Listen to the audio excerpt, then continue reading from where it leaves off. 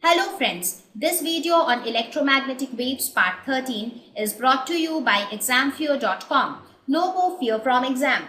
Please make sure that you have watched all the videos till part 12 before going ahead with part 13. So now let us look at the fourth category, that is the light waves. I don't think I need to explain much about light waves. Light waves, application of light waves, very obvious. Whatever things we see around us, that is all because of light.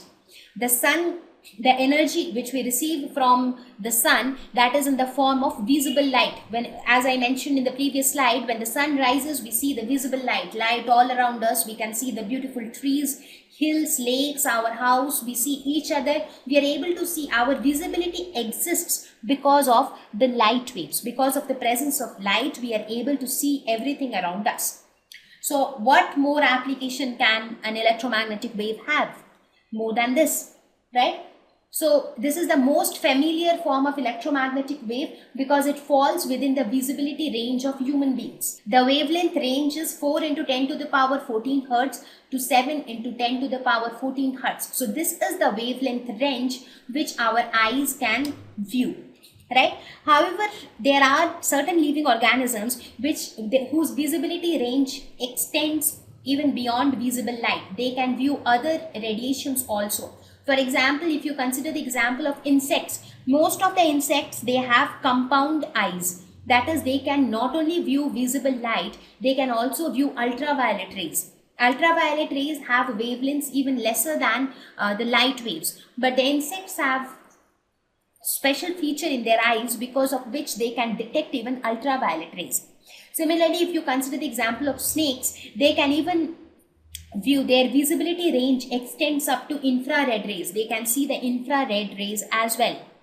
Right? So, but for human beings, their visibility range lies between this range, that is 4 into 10 to the power 14 hertz to 7 into 10 to the power 14 hertz, and that is the visible light, or often known as light waves. We will discuss light waves in very much detail in our lesson on optics. So for now, let us move to ultraviolet waves. Now, ultraviolet waves is the next category after light waves, that is, it has still lesser frequency.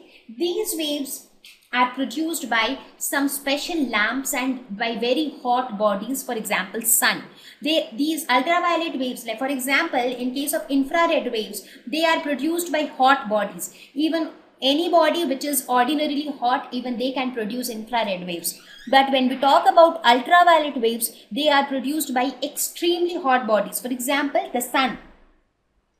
However, these ultraviolet waves have some harmful effects on humans. For example, like the sun, the energy which comes from the sun, that has visible light as well as that has ultraviolet waves. But these ultraviolet waves, if it falls on human skin, like if our skin is exposed to this ultraviolet waves, it results in production of an object or a chemical called melanin, which causes tanning of the skin. You would have seen that most of the females especially, they are very much conscious not to go out in sun because they feel that if they go out in sun, they will get tanned. That's because when your skin is exposed to sunlight, they get exposed to the visible light as well as the ultraviolet waves. Now, the visible light doesn't have any harmful effect on your skin. It is the ultraviolet waves which results in the production of a pigment called melanin inside the skin, and this melanin causes tanning of the skin. The more is the amount of melanin present inside the skin, the darker is the skin. So this can be, how can you protect yourself from ultraviolet waves? By using glasses, because ultraviolet waves get absorbed by glass. So if you wear a glass, the waves will get absorbed by the glass and you will be protected from the ultraviolet waves. Or if you sit inside a car, and you put the glass windows off, so the windows will absorb the ultraviolet waves and thus you will be protected from them. It has certain applications as well. For example, it is useful in laser assisted eye surgery, as I told you in the introductory slide, right? That these days many of the eye surgeries have become very simpler because of the use of this electromagnetic waves. Now the ultraviolet waves, because of its extremely small wavelength, it can be focused into a very narrow beam of light, right? So as you can see in this picture, the ultraviolet wave can be focused into in a very thin beam, right? That is possible because of its extremely small wavelength. So it is useful in eyes, laser assisted eye surgery. So these were some of the applications of ultraviolet waves. However, it has some harmful effects as well. Now, who protects us from the ultraviolet waves received from the sun? The ozone layer, which is present outside the atmosphere, ozone has the property of absorbing the ultraviolet waves. So because of the presence of this ozone layer, most of the majority of the portion of the ultraviolet waves coming from the sun gets absorbed. However, these days, depletion of ozone layer is taking place due to the use of chlorofluorocarbons. And this depletion of ozone layer is again a serious concern, because if the ozone layer get depleted, we will be exposed to more and more ultraviolet waves, and the harmful effects of ultraviolet waves will increase all the more. Now let us look at the sixth category, that is X-rays. I don't think I need to speak much about X-rays, because X-rays is something which all of you must be aware of. Whenever you come across somebody who has undergone a fracture, who broke his leg, broke his hand or something like that, the doctors generally ask you to get an X-ray done. So what is that X-ray? It is nothing but, it is a black and white picture of the internal body structure. For example, your arm is broken. So if you take an X-ray, it will show the internal structure of your arm. Where are the bones, whether the bones are in place or not. So it will give an idea to the doctor that what went wrong and where, right? So X-rays are produced. How are X-rays produced? They are produced by bombarding a metal target by high energy electrons. So this is how they are produced. You have high energy electrons. When they hit a metal, X-rays are produced. It is a very important diagnostic tool. It is also used for cancer treatment. Now, why is it used as a diagnostic tool? I mean, why is it only X-rays and not any of the other waves like infrared waves or ultraviolet waves or visible light, which can be used as a diagnostic tool? That's because X-ray has lesser wavelength than all of them, right? So because of this small wavelength, what happens is X-ray can very easily penetrate into the flesh. Now once it penetrates into the flesh is of low density, so it can penetrate inside a low density material like flesh.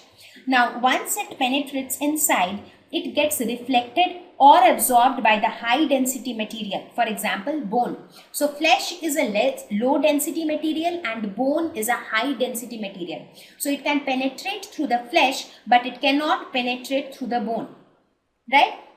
So now, because of this property, when you actually get the image, what you see that the bones look darker. As you see in this X-ray, these bones are looking darker. Whatever is looking darker is a bone, and the lighter areas, extremely lighter areas, are nothing but the flesh. So that gives you a rough picture of the bones, because that is what you want to see in an X-ray. You want to see the location of the bones, right? So since X-rays have this property that because of its very small wavelength, it can penetrate inside the flesh, because flesh is a low density material, but it cannot penetrate inside bone being high density material. As a result, the bones are reflected as darker as compared to the flesh, and that gives you a rough idea of the internal structure of the body part. It is also used for cancer treatment because it has the ability to damage or destroy the living tissues, and cancer causes because of living tissues, because due to unwanted growth of tissues inside the cells of bodies. So in order to treat cancer, you need to stop the unwanted growth. So how do you stop that unwanted growth? Either you kill the living tissues or you destroy them. So somehow or the other, you will have to damage or destroy the living tissues. So these X-rays have the capability of damaging or destroying the living tissues, and that is how it helps in the treatment of cancer.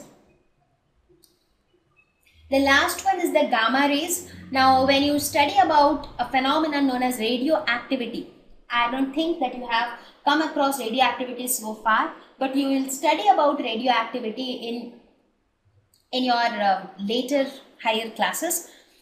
So gamma rays are basically produced in nuclear reactions. That means nuclear reactions are nothing but the reactions which take place in extremely heavy nucleus. That means with atoms with very high atomic numbers, they undergo nuclear reactions, and in those nuclear reactions, gamma rays are emitted along with other products. Some other products will also be there, but along with that, gamma rays also get emitted.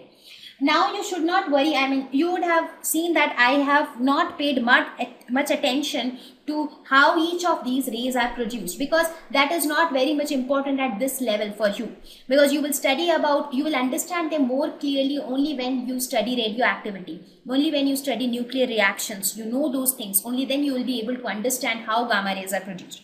So right now my main focus is on the applications. I'm just trying to tell you what are the various applications of the different kinds of electromagnetic waves, because that is the reason why we are studying electromagnetic waves, right?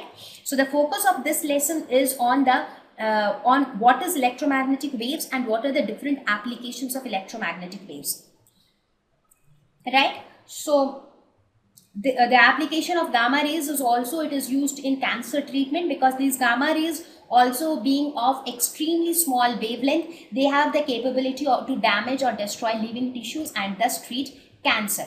So now we have reached towards the end of the lesson. We talked about the electromagnetic spectrum. We saw what are the different categories of electromagnetic waves, what are their wavelengths, and what are the different applications, or what are the different practical uses of each of them. Thank you. Please visit examfear.com to watch free educational videos, try free online tests, get the best quality study materials, study from the best tutors and mentors, and much more. Thank you once again.